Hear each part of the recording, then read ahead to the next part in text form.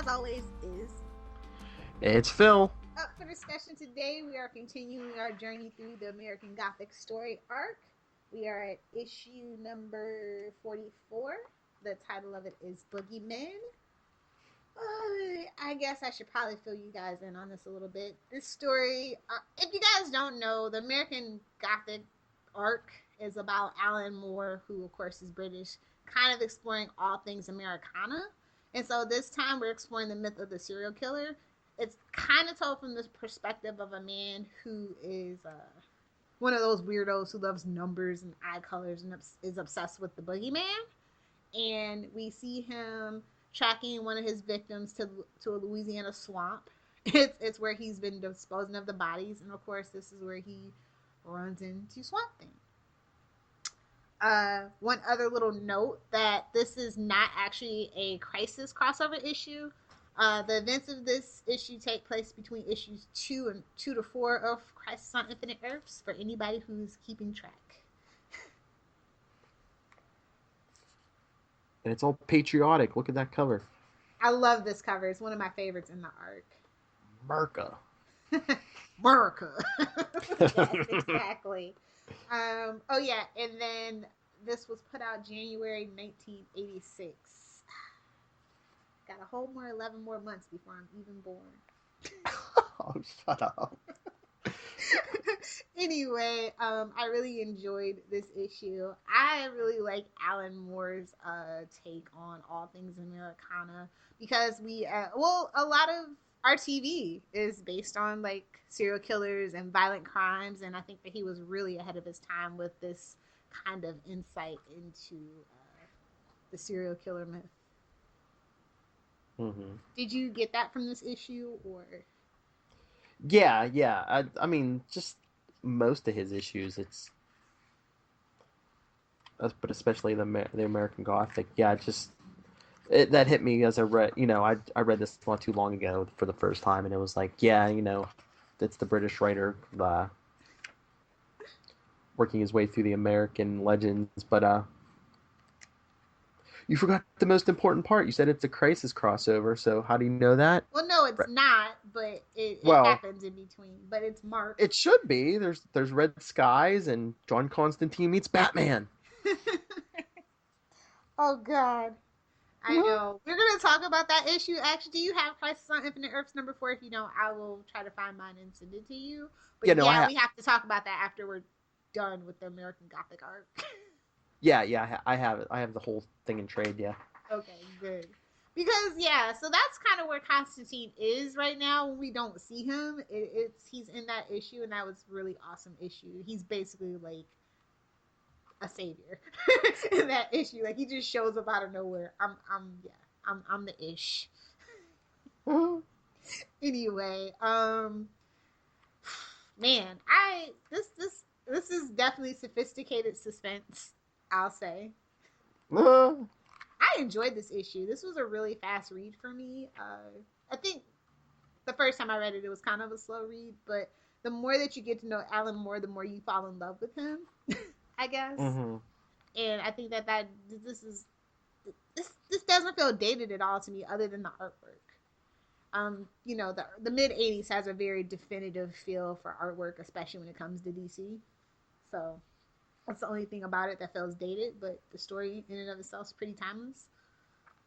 Yeah, but I think the art's a lot. I mean, not that any of it's like horrible, but I think the art's a lot better than a lot of the '80s DC books. Oh yeah, but you can definitely if you're a fan of comic books, you can definitely go, oh yeah, that's mid '80s artwork. Yeah. Superman is especially guilty of that, by the way. You always know like an 80 to 87 Superman from the art. Anyway, this story also features Swamp Thing paying Abby a visit, and he's like fixing her bathroom sink, and then like Constantine shows up, and it's like with Batman, and I'm just like, wait, what? That was a really cool side story, but what? Oh God, what was your favorite part of this issue? Well, I did find that cute, the whole Constantine Batman thing, but just the whole well, you have the horror vibe, but then you have Swamp Thing taking down the serial killer. That I mean, so you get the whole. You get sometimes you get more horror in these issues, and sometimes you get more of like a superhero vibe. But this was like a nice mix. Definitely. And it's not even like superhero per se. It's just like Swamp Thing happens to be, a natural elemental, a nature elemental. You know what I mean? But Mm-hmm. like he still, like despite all his like misgivings and his flaws, he still feels really human to me at the core of it. Yeah, and that, I mean that's pretty ironic considering he's discovered his origins that he wasn't human like he thought he Exactly. had been. He's one of the most human heroes we have, actually, which is saying a lot for the writing that Alan Moore put in this arc, especially. I really feel like this is the creme de la creme of his writing. I like some of the other stuff towards the end, but I really do feel like these 14 issues of American Gothic are just like he poured his heart and soul into it, and Swamp Thing was never the same in a good way. Yeah, I think that well, like we were saying about the human thing, that I think that's what why these issues click for me because some Swamp Thing books don't click with me, especially like New 52, but these do just because I think Swamp Thing is like the most human character in a lot of these stories, and because that's what works. The irony that he was never human, but he's like the most human person in these stories sometimes. His struggle is so tragic and relatable, and it's just something so refreshing about that. Mm-hmm. Yeah. Do you have a favorite panel? Oh yeah, definitely. That's that next to last page, that splash page. Mine too. I should have known. I love a good splash page. But it's just all artistic too and everything because you get like the image of his face in the night sky and just him being all Constantine, where are you? Constantine, Constantine, where art thou, Constantine? Oh, yeah. I like the side story. It just came out of nowhere though. It was just like, oh, and I'm like, oh, we're still doing the Abby thing. Okay, like we gotta have Abby, man. She's More his like she's his anchor. oh, you're more like, oh, he's still doing the Abby thing. He didn't outgrow it yet.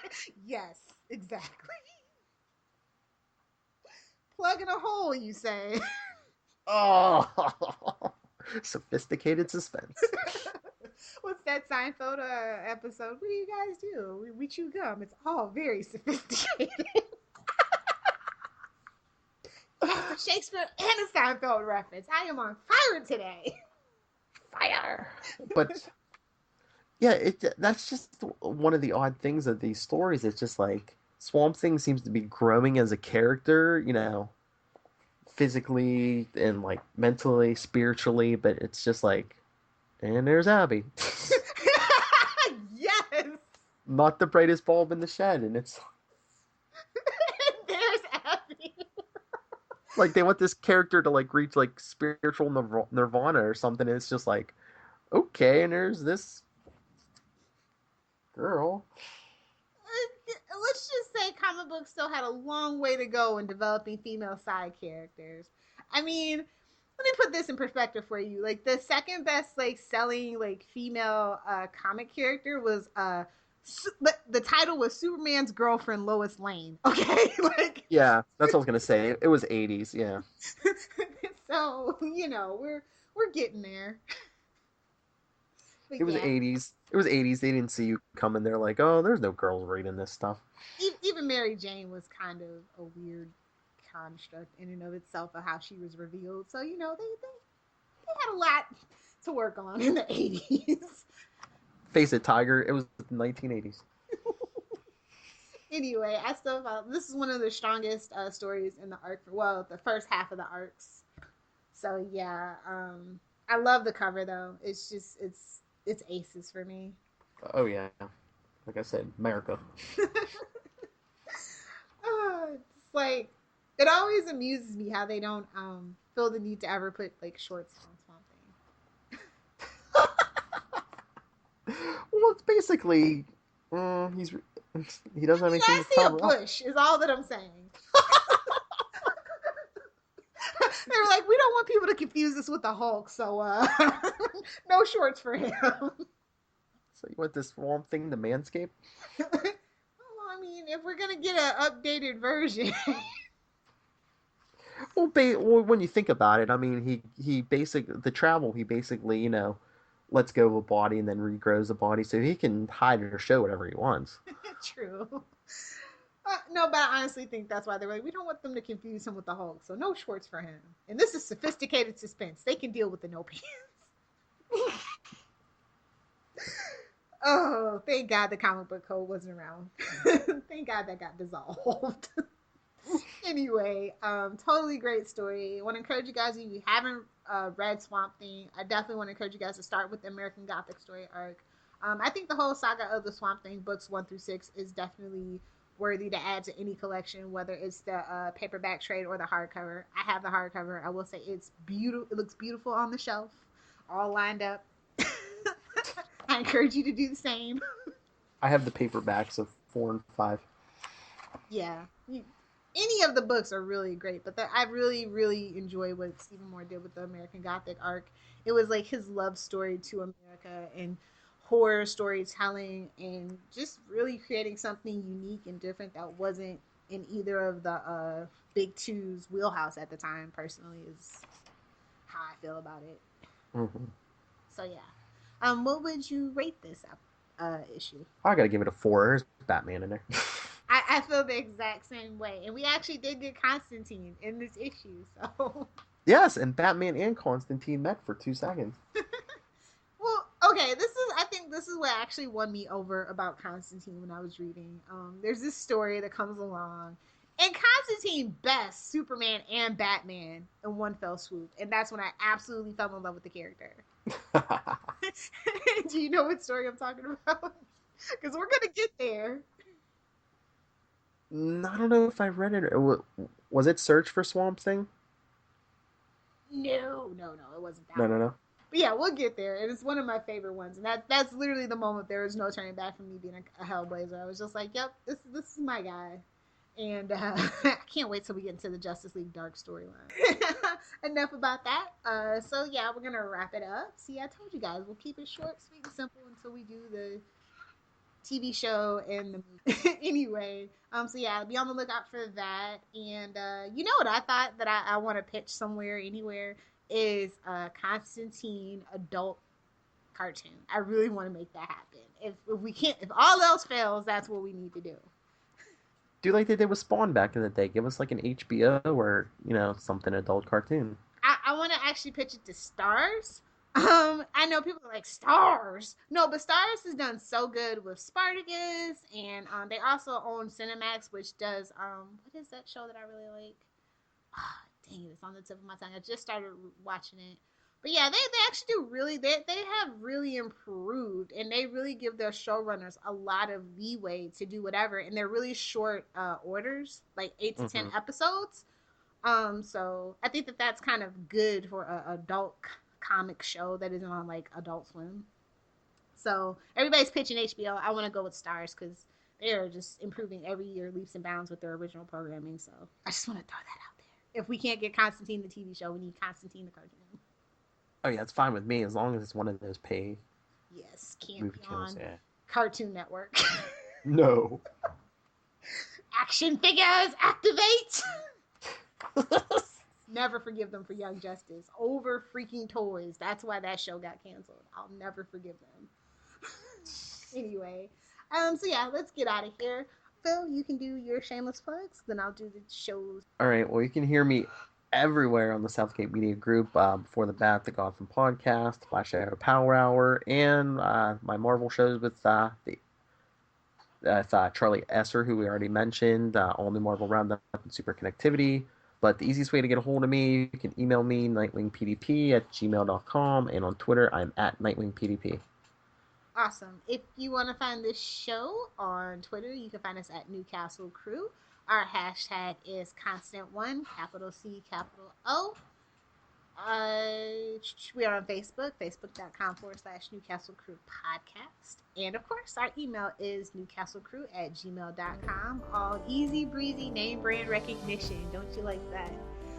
As for me, if you want to talk anything Constantine or DC/Vertigo or even Archie Comics in general, you can find me on Twitter @LilPupfire. So until next week, don't go lurking around in swamps. You never know what you'll find.